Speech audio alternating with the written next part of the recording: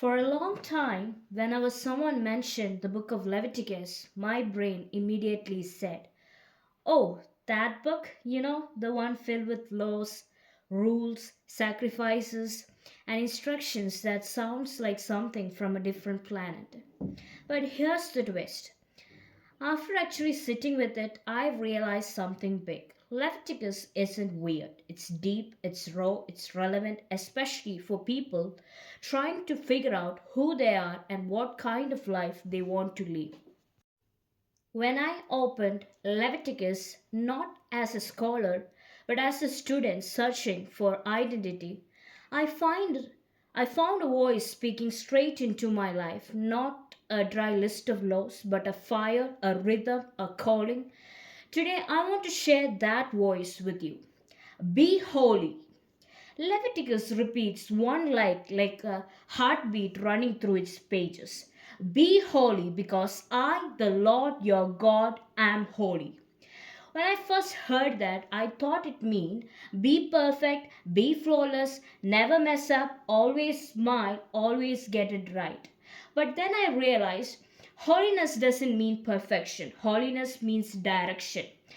It means choosing who I'm becoming. Holiness is God saying, don't shrink yourself to fit in, don't lose yourself to be light, don't trade your identity for acceptance. Holiness is God whispering, you are born to stand out, not because you are better, but because you are mine. As a student, this hits me hard. Every day I walk through hallways where people are searching for attention, for approval, for belonging. But Leviticus says, you don't need to chase identity, you carry it. Holiness is not about being perfect among your friends, it's about being authentic in your world. Leviticus and sacrifice. Let's talk about sacrifices. Leviticus is full of them. To a modern student, sacrifices seem ancient, but when I looked again, I realized sacrifice is everywhere in my life. We sacrifice sleep for deadlines. We sacrifice confidence for comparison. We sacrifice peace for the chaos of trying to please everyone. But Leviticus teaches us a different lesson. Sacrifice isn't about losing, it's about choosing. Choosing what matters most, choosing what shapes us, choosing what future we want to grow into. And I had to ask myself, what am I offering my life to every day? What altar am I laying my time, my energy, my heart on? At one point, I realized I was sacrificing myself to things that didn't love me back. People's opinion, social pressure, anxiety about whether I was enough. But Leviticus taught me something that changed me. Every sacrifice draws you closer to something. So choose what you want to be close to. When I began sacrificing fear, sacrificing the pressure to be someone I'm not, sacrificing habits, I didn't feel empty. I felt free.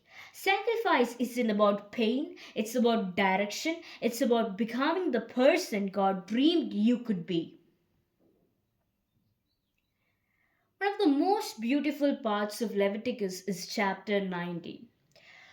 God teaching us how to treat each other. It's God speaking not to priests but to people, to students, to families, to communities. In that chapter, God says, don't steal, don't lie, don't gossip, don't cheat, don't hold grudges.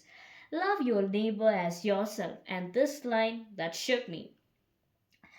Do not put a stumbling block in front of the blind. At first, I thought, I don't do that, but then God showed me another meaning. Sometimes people are blind to confidence, blind to hope, blind to encouragement, blind to their worth. And I asked myself, do I lift people or trip them? Do my words build or break? Do I leave people heavier than I found them or lighter? Leviticus is not about rules.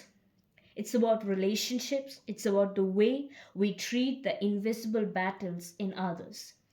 As students or youths, we sit next to people we think we know, but behind their screens and smiles, some are fighting storms they never speak about.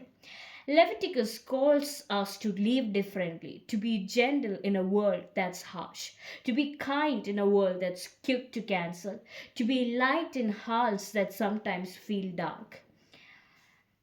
If I could sum up with Leviticus, what Leviticus means to me as a student or a youth, it's that God cares about the details, the small choices, the little habits, the quiet thoughts, the unseen moments, the private decisions, not because He wants control, but because He wants connection. God knows that character isn't built in big moments, but in small daily ones. The message we don't send, the temptations we walk away from, the kindness we show when no one is watching, the patience we choose instead of anger, the discipline we practice instead of excuses. Holiness is not a spotlight, it's a lifestyle. Holiness is waking up and saying, God, shape me today, even in the parts no one sees. So here I stand, not a scholar, not a theologian, but a student trying to follow God in a complicated world. And this book people skip, this book people call confusing, has become a mirror, a compass, a whisper from God. Leviticus has taught me you are chosen, you are called, you are crafted with intention, your identity isn't random, it's rooted. Your life isn't small, it's sacred. Your choices aren't empty, they echo into who you become.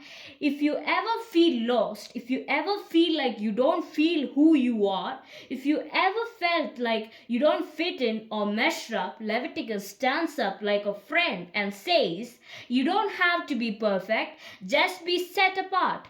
Just be willing. Just be brave enough to live differently in a world that wants you to be the same. Holiness isn't pressure, it's permission. Permission to live with purpose, with integrity, with courage, with love. So, as students, so young people trying to make sense of ourselves, may we hear the invitation of Leviticus. Be holy, be different, be intentional, be compassionate, be real, be rooted, be bold, be who God made you because He is with you. Thank you.